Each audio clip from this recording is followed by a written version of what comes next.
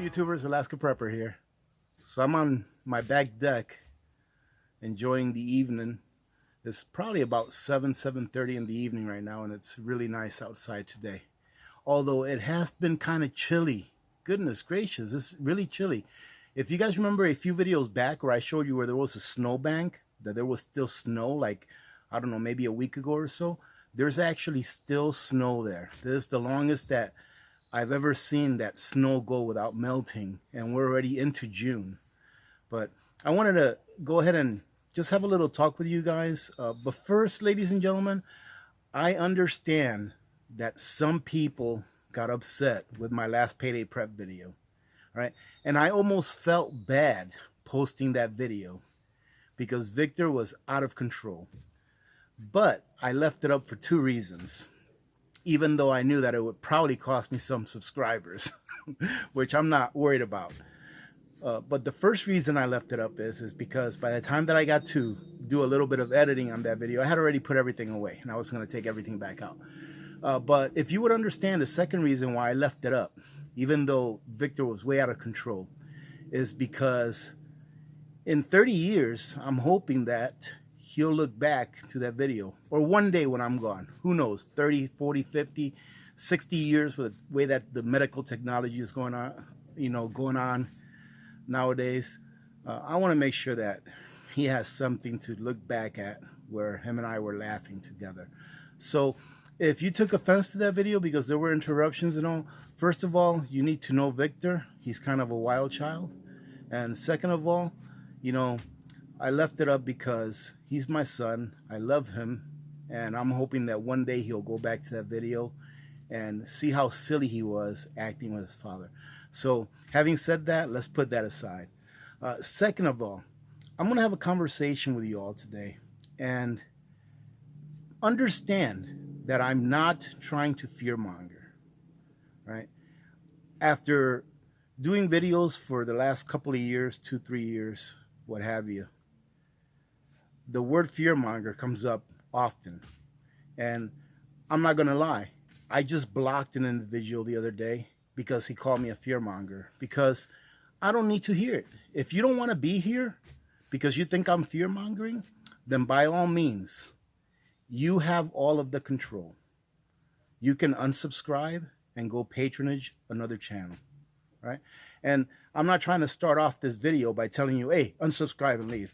But please understand that I'm not fear-mongering. I am not trying to scare you into doing something that you normally would not do, or into doing something that I myself am not doing. All right? So that's not where I'm coming from. And I know that my VIPs, you know, our community members that have been here for a while, a lot of them since the beginning, they know that I'm not fear-mongering. You guys know that I'm not fear-mongering. And for those of you that are new to the channel, maybe you just came across it, please understand, I'm not trying to scare you.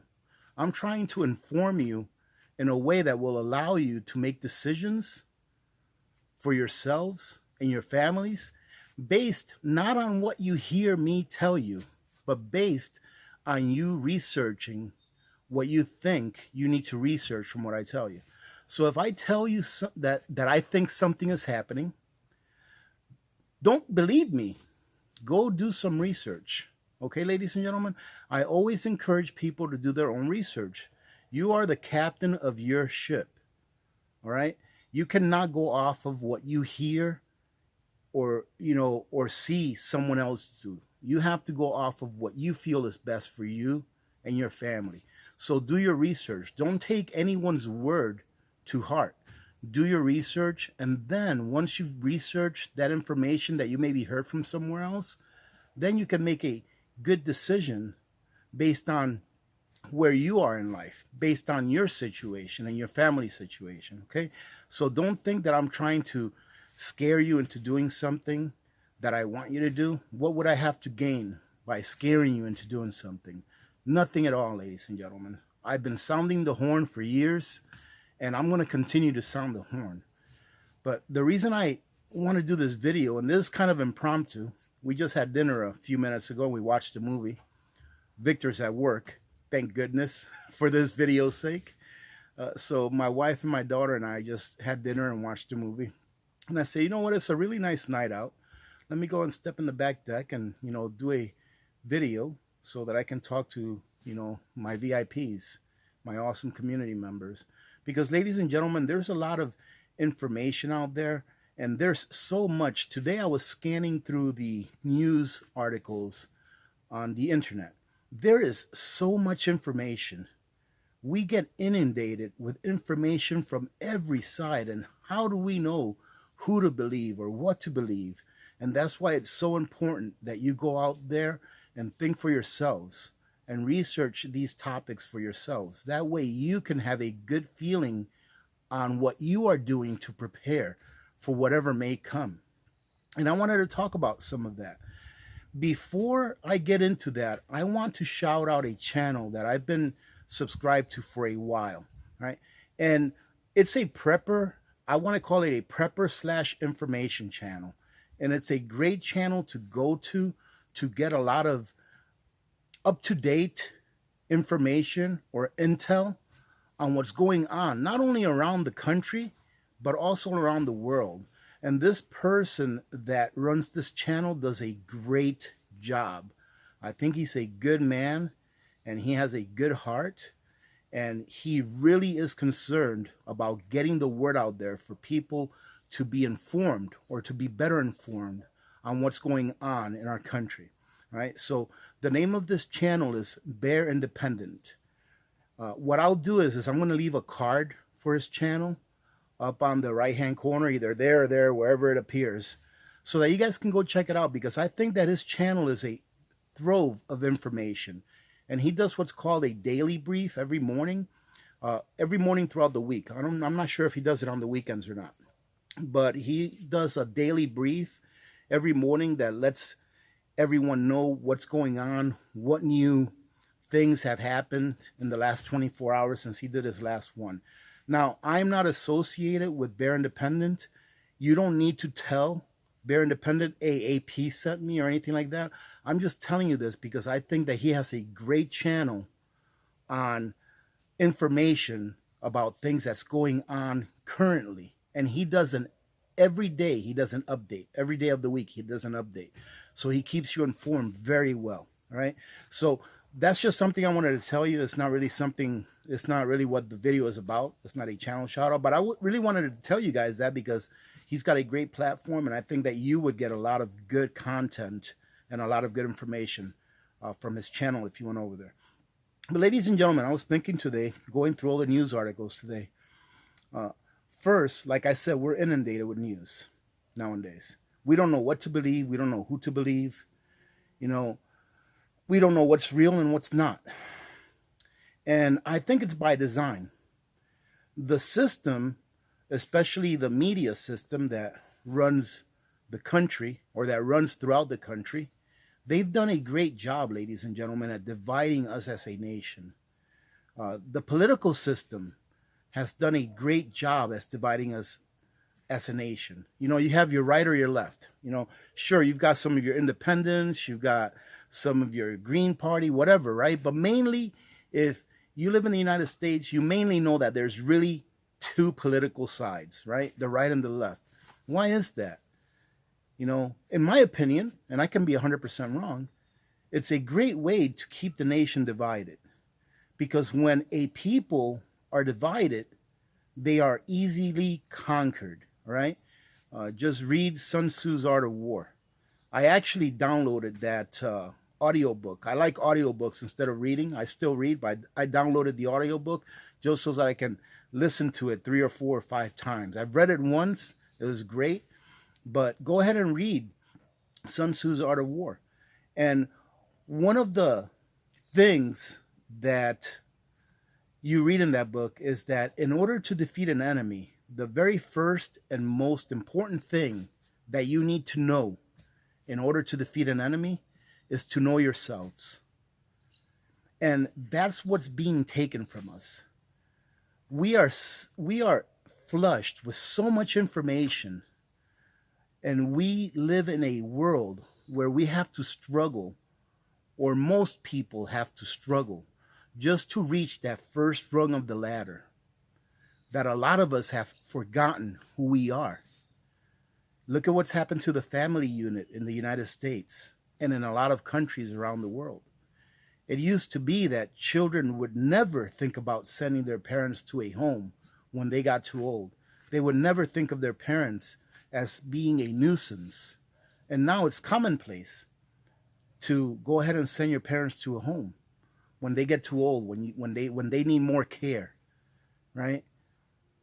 We have been divided as a nation. And of course, you all know what's going on around the country and around the world as well, with all of the gatherings and, people doing bad things on the street, speaking out against the injustices that have taken place here in the last week or two. And I'm not going to talk about that because there's absolutely nothing I can do about that. Nothing I can do about that. So what I'm going to do is I'm going to try and use my energy for good instead of drain my energy and have negative energy take over me. All right? Because there's nothing I can do about that. Do I think that it was unjust or unjust what happened to that gentleman? I definitely do. I definitely do. Right? But we have to take a look at the big picture, ladies and gentlemen. We have to take a look at what's happening around us. I mean, there's so many things. And I'm just gonna go off the cuff here. I'm just gonna pick something and talk about it. And let me talk about the one thing that I really like to talk about, and you guys probably know this. But let's talk about the stock market. I put up a chart. I put up an overlaid chart on the community page. All right.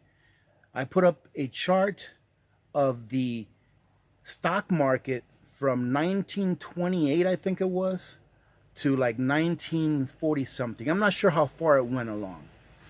Right. And then I overlaid a chart of the Dow Jones for the last 5 years. And I overlaid it on top of the Dow Jones chart for the time frame that the Great Depression just started to where it kept going. And I just left a comment on there, or I left something in writing on there saying, what do you think about the similarities, something like that, of the Dow Jones chart from the Great Depression era and the Dow Jones chart from this time frame here that we're living in, right?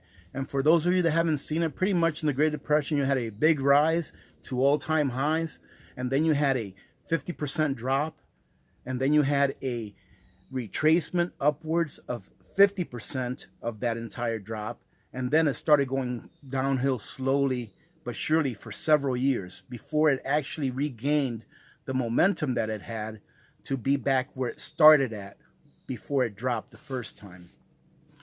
The chart that I overlaid it with was a current chart of the stock market now, and if you look at it, the similarities are pretty frightening, all right? So I put those out there not to tell you what to do, or in this case, I put that chart out there not to tell you what to do or what to think, but to get you to think about it. Look at that chart and look it up for yourselves. And many people, I'm pretty sure, just looked at that and said, wow, that does look similar, but didn't research it. Didn't go and take a look and see, are those charts that AP put up there, are those real? Are they real? And if they are, why are they so similar? So part of that, now that I'm thinking about it more, I don't think that we are going to follow that trajectory from what I see going on, right? To me, those two charts were very similar, but I don't think that today's chart or our current chart will follow the same trajectory as the Dow Jones did back in the Great Depression era. And that's for a couple of reasons. The first reason is because back in the Great Depression era, those stocks were actually based off of, the economy. So if the economy was doing bad during that time, the stocks went down. If a company was doing good, stocks went up and all that stuff until they started playing their games to try to crash the market. Today, it's different. Look at the stock market today. It's back. It's like within 3,000 points of its all-time highs, all right? And it doesn't matter how bad a news comes out.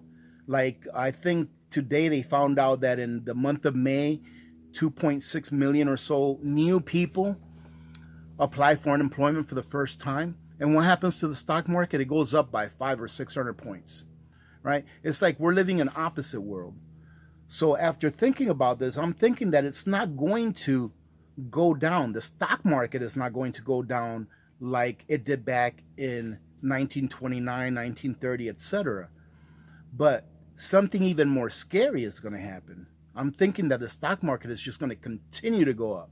It's going to break all-time highs. It's going to go up and up and up.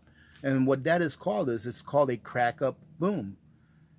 What happens is that the federal government is subsidizing all of these corporations and all of these banks with so much newly printed money that that money has to go somewhere. And what are the banks and these corporations going to do? They're going to put it into their company, right? Making their company valued at a higher nominal price. Not necessarily that it's valued more, not necessarily that it has more value, but that it has a higher nominal price, meaning that the inflation that was created is inflating the stock market. So what I think is that the U.S. is going to continue to do this.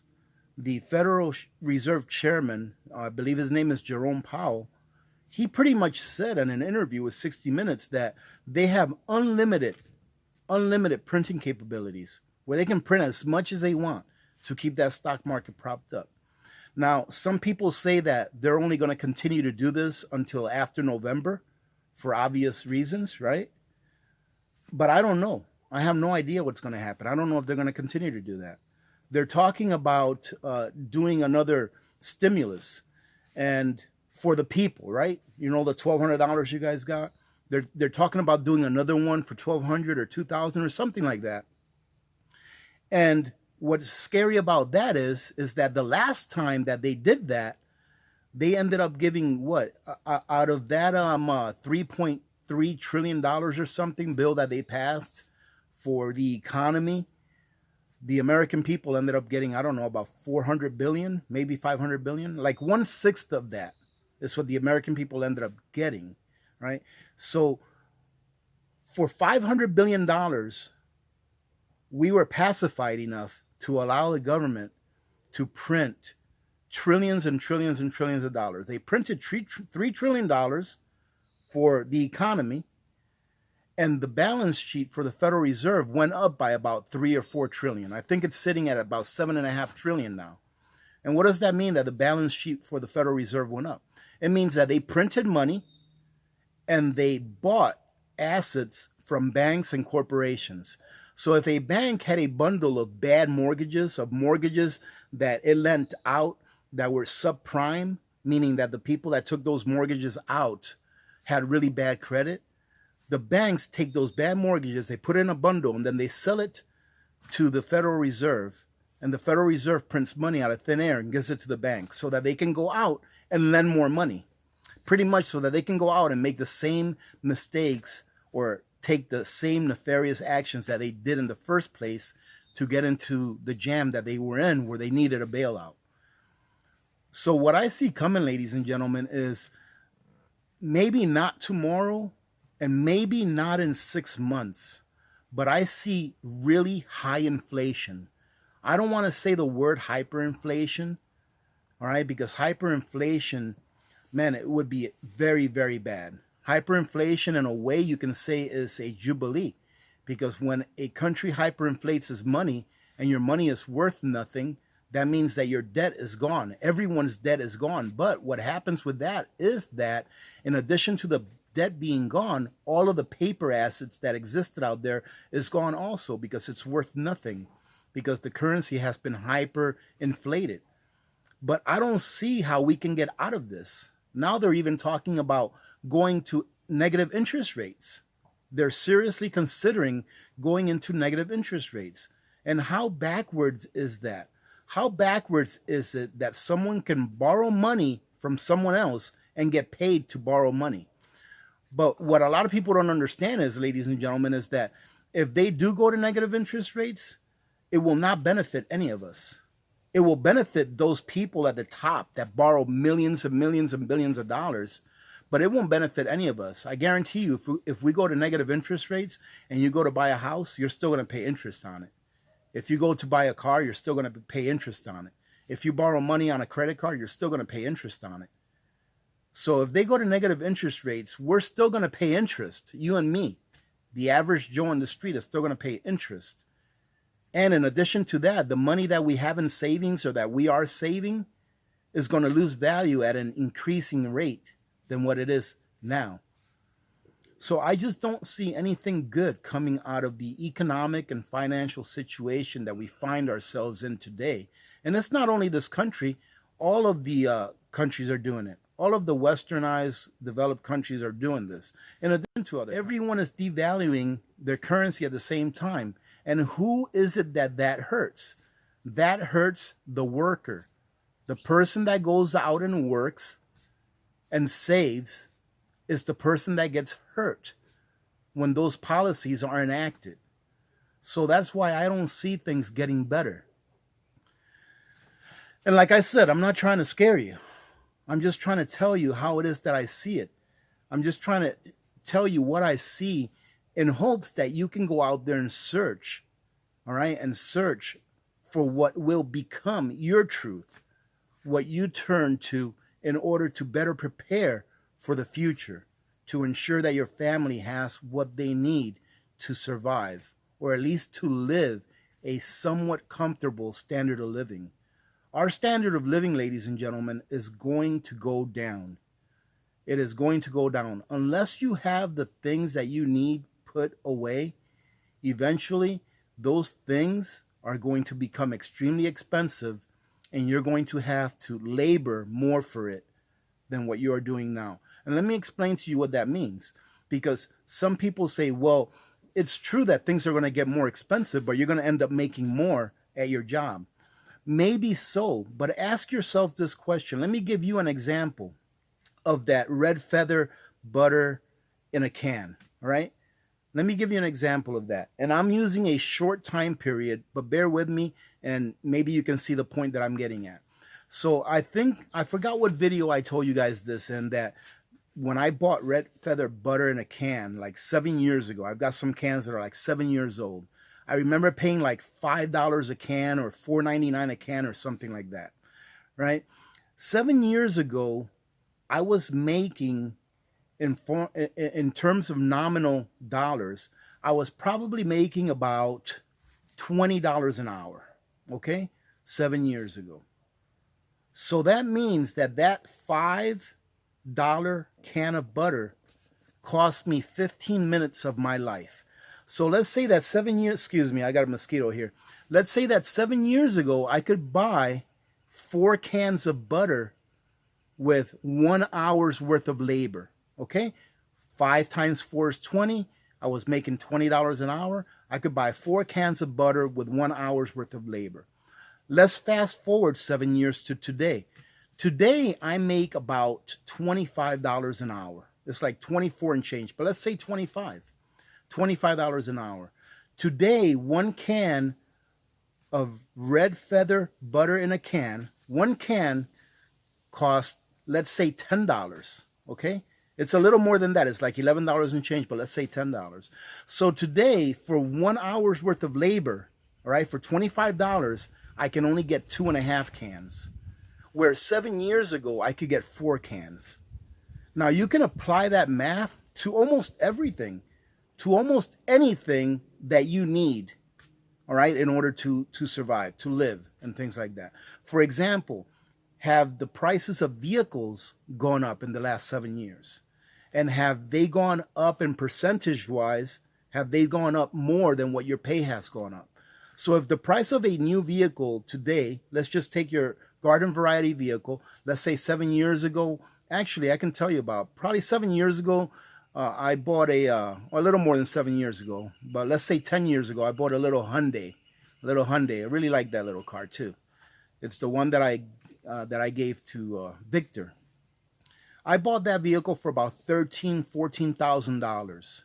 Today, that same vehicle, all right, if you buy it brand new, it's almost $20,000. So it went up in price about 40%.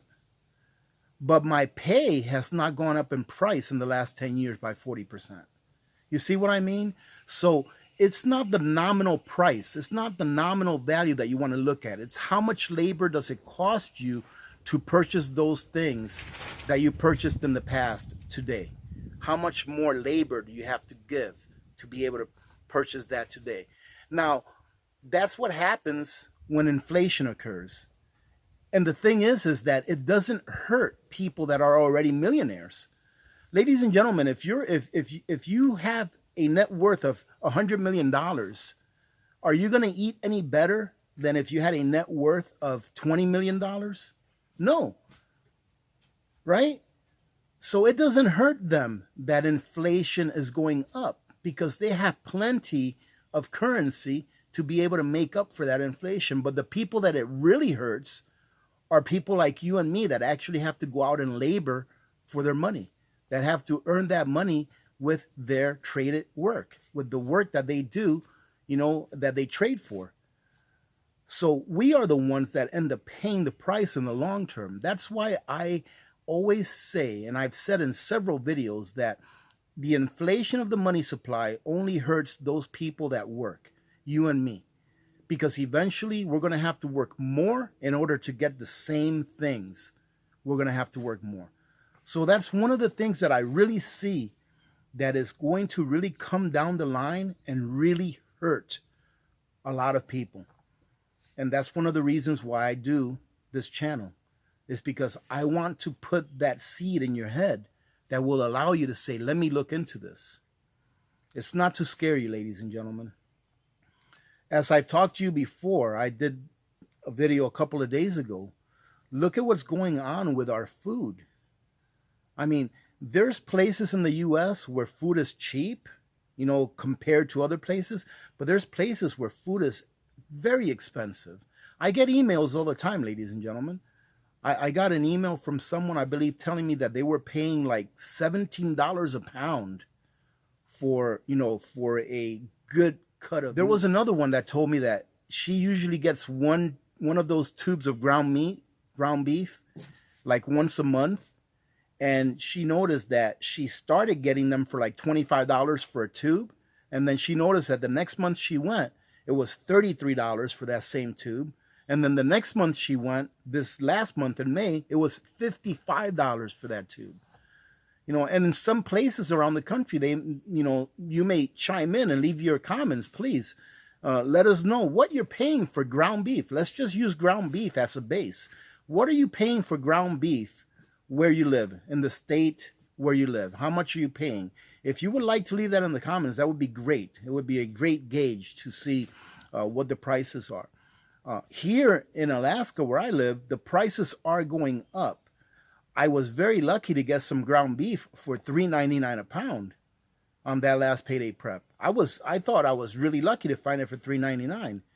And then I remembered, like I told you, 20-something years ago, when me and Mrs. Alaska Prepper got married, we used to buy ground beef for 69 cents a pound. So in 20 years, we are paying, 5-6 times more than what we used to pay 20 years ago? Well, ladies and gentlemen, I guarantee you this, 20 years ago, I wasn't making 6 times less than what I'm making now. I would say that 20 years ago, I was probably making, if I remember right, close to $35,000 a year. I was making 20 years ago. I'm not making more than twice $35,000 a year today. I'm making much less than twice that. So I would have to be making 6 times more than I made 20 years ago today in order for that meat that I'm buying, for me to be buying it for the same price when you count it as labor and not nominal terms. So that meat is costing us 6 times more today, or it's costing me 6 times more today than what it did 20 years ago. However, my salary hasn't gone up 6 times. So you know that those aren't all of the challenges that we have with food. A lot of people have forgotten about the devastation that is going on in Africa and Pakistan, Saudi Arabia, now in China, with the sorry, I forgot what those things were called again, with the locusts, all right? So a lot of people are forgetting about that, about what's going on with the locusts in all those countries and about how they're being devastated, right? We're having countries trade with us in things that we've never traded before. Like, I believe we got, what was it earlier this year that we got a whole bunch of corn from Brazil, I believe it was. And now there's countries that usually export who are importing. Africa used to export, and then in the last 2 years alone, where they used to export and then provide themselves with 100% of the grains that they needed 2 years ago, maybe 3 now. Now they import about 50% of the grain that they need. So they no longer export, but now they import. So that's a net loss of about 75% of the grain that was being produced, because no longer are they exporting, but now they're importing about 50% of the grains that they need. And then look at all the challenges that we're having here in our country with food. It's going to be very interesting to see what the harvest season is going to look like here in the US. I haven't heard too much about the planting season and all that kind of stuff because of the crisis that is going on and has been going on here in the last few months. Haven't really heard much about that. But another great channel for you to go take a look at is Ice Age Farmer, right? He has a wealth, a trove of information when it comes to food shortages and what's going on in the food industries, you know? So there's so many things that are coming our way. I think that the main one is finance, is the economy. Because, ladies and gentlemen, believe it or not, some people out there will say, well, I don't need money to live. I don't need money. It's maybe not. There are some people that don't need anything, that can go out there and make it on their own and forage and grow a garden and not have to go into town for anything, right? And they're content with living a minimalistic lifestyle, and they grow just enough food so that they can eat, and they need very little from the outside world. But ladies and gentlemen, most people do. Most people need a form of currency so that they can exchange value with one another, because they can't make everything for themselves. So when that currency that we are using on an everyday basis in order to pay for our lives, in order to pay for what we need to live, when that currency goes away, either because it's reset or either because it's really devalued and it hyperinflates, it's going to cause a lot of pain. And that's the reason I'm doing this video, is because only because states are starting to open and jobs are starting to open up again, we are not out of the woods, ladies and gentlemen. Please continue to prep. Please continue to do those things that you know is the right thing to do. Don't stop just because things seem like they're getting a little bit better. In my eyes, they're really not. You know, they're not in my eyes. And I'm talking about the big picture. I'm not talking about just localized area. To tell you the truth, if I didn't have the internet and I didn't have any outside source of news here in Alaska, I'd have no idea that there was anything going on wrong with our nation. I'd have no idea. Even through this crisis, the only reason I would have known something through this crisis that we've been going to is because some of the stores that I visit, you have to wear a mask to go in. Other than that, have no idea. Yes, some stores ran out of some stuff early on and things like that, but as far as how prepared my family was for this, we didn't even have to go to the store. The only reason I went to the store and continue to go to the store is to backfill any of those preps that we've used up during this time, because I feel that it's very important to continue to keep your preps topped off.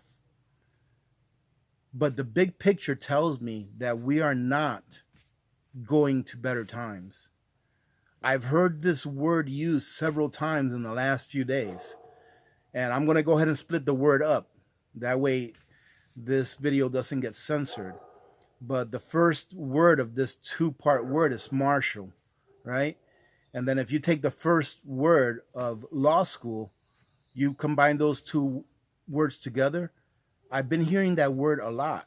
And I don't think people understand what that means. That means that the Constitution is null and void until that ML is over. You can be stopped, there can be checkpoints, you can be denied your rights just by fiat, just by the virtue of one person deciding whether you can have those rights or not at that given time. Things just aren't looking that great. And I want to encourage you all to continue to prep. Don't soften up now. Don't relax. Of course, take a little bit of time to enjoy life. Like I said, I just watched a movie with my family. It's not all about prepping, ladies and gentlemen. That's not what life is about. Prepping is so that you can live life in a comfortable manner. Should you ever find yourself and your family in a situation where those things that you count on to sustain your lifestyle, your standard of living, if they're not there, that you can continue to have that same standard of living or as close to it as you can. All right, even though a situation is going on, you can still continue to live your life with some normalcy. That's what prepping is about. And then also continue to work on your skills so that you can become self-reliant. Prepping is not an end-all be-all, right? It's a pathway to self-reliance. You see that land behind me? I'm hoping that here, in the future, you guys will be able to see a garden back there, and see actual life growing out of that land. And I know for me, it's taken a long time because I have a priorities list that I have to get done before I can start doing those things. But that's why I'm prepped, so that if something happens, I can have that time to be able to go ahead and work on being self-reliant. If you're able to do that now, that's great. Take advantage of it. I see so many comments where people say, I've had a canner for 2 years and I've never used it. I've seen a lot of comments where people say, I've had a canner for X number of years, I've never used it, but after watching your video, I decided to go ahead and make my first batch of canned meats. That's an actual email that I got, and I think it was great. I love those emails. So keep them coming, ladies and gentlemen. I love those emails. Maybe one day I'll do a live stream where I'll do nothing but read positive emails that I got back from people that are appreciative of our community, because it is a great community.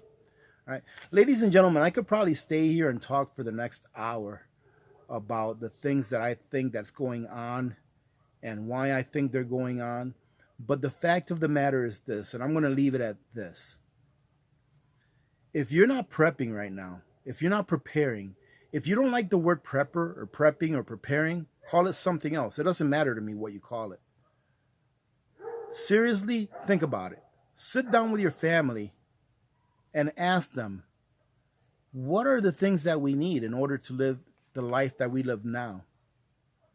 And then ask them, what do you think life would be like if we didn't have these things that we can get on a regular basis?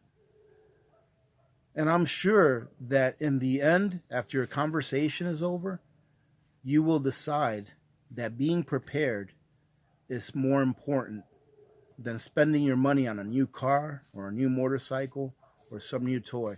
Now, by all means, if you can afford to go get a new car or to go get a toy or whatever, by all means, go get it. Nothing wrong with that. You have to live, ladies and gentlemen. You have to live a little. I just got a new toy not too long ago because I got my bonus from work, or I'm getting my bonus from work.